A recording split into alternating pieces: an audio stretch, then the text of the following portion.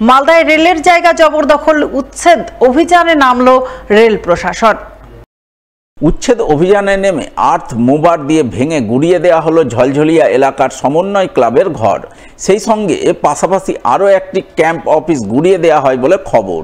উল্লেখ্য, এদিন যে ক্লাব ও ক্যাম্প অফিস ভেঙে গুড়িয়ে দেওয়া হয় তা বাবলা সরকার খুনকাণ্ডে অন্যতম অভিযুক্ত নরেন্দ্রনাথ তিওয়ারির ক্লাব ও দলীয় কার্যালয় হিসাবে এলাকায় পরিচিত ছিল। এদিন রেল পুলিশের বিশাল বাহিনীর উপস্থিতিতে ক্লাবঘর ও ক্যাম্প অফিসটি ভেঙে ফেলা হয়। যদিও এই উচ্ছেদ অভিযানের ব্যাপারে এখনও রেল প্রশাসনের তরফে কিছু জানা যায়নি, তবে স্থানীয়দের বক্তব্য যে ক্লাবঘর ও ক্যাম্প অফিসটি ভাঙা হয়েছে সেখানে অসামাজিক কাজকর্ম হতো। এই ক্যাম্প অফিস থেকে মালদার লোকপ্রিয় নেতা বাবলা সরকারকে খুনকাণ্ডের পরিকল্পনা করা হয়েছিল, তাই रेल प्रशासन एहन पदक्षेप के तारा समर्थन जानाচ্ছেন।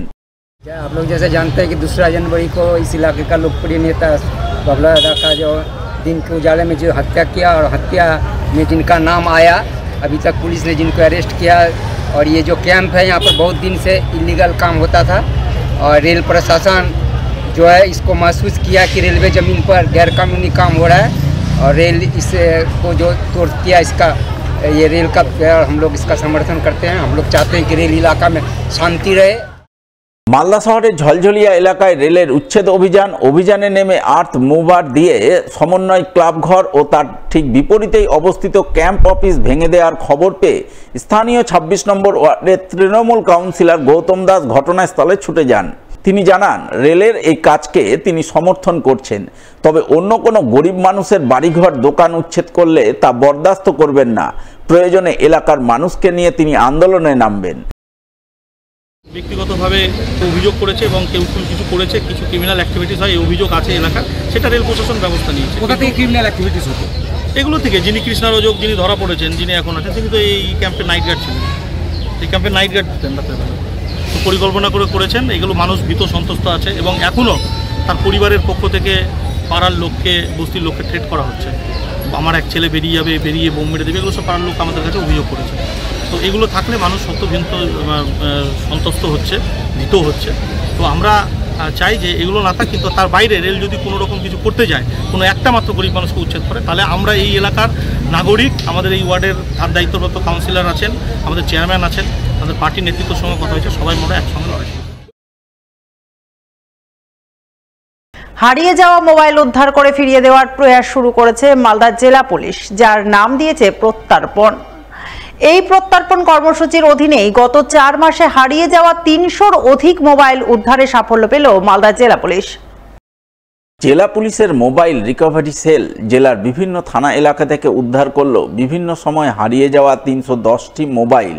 শনিবার সেই সমস্ত মোবাইল প্রত্যর্পণ কর্মসূচির অধীনে প্রকৃত দাবিদারদের হাতে তুলে দিলেন জেলা পুলিশ সুপার প্রদীপ কুমার যাদব।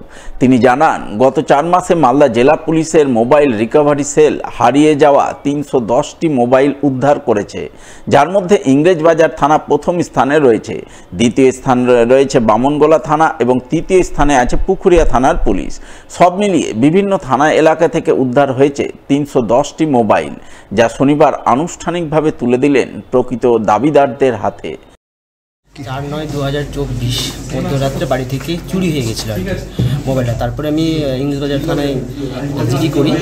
জিডি করার পর 7 মাস পরে মানে আপনার গতকালকে এসপি অফিস থেকে ফোন করা হয়েছিল যে আপনার মোবাইলটা রিকভার হয়েছে, মোবাইলটা পাওয়া গেছে আর কি।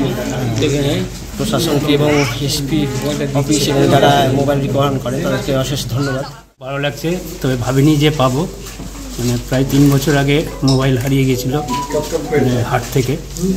তো পশ্চিমবঙ্গের সরকারের পুলিশ প্রশাসন যেভাবে উদ্যোগ নিয়ে আজকে মালদাতে 310 জনের মোবাইল ফিরিয়ে দিচ্ছে, সত্যি আমরা খুব আপ্লুত এবং আগামী দিনে তাদেরকে আমরা স্যালুট জানাই মালদাবাসী হিসেবে। মোবাইল রিকভারি সেল আছে মালদাতে, ওটা আমরা আজকে আবার রিটার্ন করার একটা ফাংশন করলাম। এখানে 310 মোবাইলস আমরা রিকভার করে যে ওনার আছে ওনাকে রিটার্ন করছি আফটার ভেরিফিকেশন। এখানে একটা সিআইআর পোর্টাল আছে, ওখানে কিভাবে আনলক করতে হবে ওটাও আমরা জানিয়ে দিচ্ছি লোককে। আর এবারে সব থেকে বেশি রিকভারি হয়েছে ইংলিশ বাজার থানাতে, ওখানে 108 পজিটিভ রেজাল্টস মধ্যে 101 রিকভারি করতে পেরেছে ইংলিশ বাজার থানা। বাকি তারপরে বামনগোলা থানাও মতলব অলমোস্ট 100% রিকভারি করেছে। আর তারপরে পুখুরিয়া থানা 50% রিকভারি করেছে। আমরা চেষ্টা করছি এবার থেকে আর ভালো করার। যে ওল্ডেস্ট মোবাইল রিকভার হয়েছে ওটা হচ্ছে 2 ফেব্রুয়ারি 2022 আর সব থেকে লেটেস্ট মোবাইল যে রিকভারি হয়েছে ওটা হচ্ছে 19 এপ্রিল 2025। এখানে সব থানার যে মোবাইল রিকভারি সেল আছে ওটাকে আমরা সেরকমই আমরা রিওয়ার্ড করব যেরকম পারফরমেন্স করেছে আর হোপফুলি আমরা আর ভালো রেজাল্ট পাবো।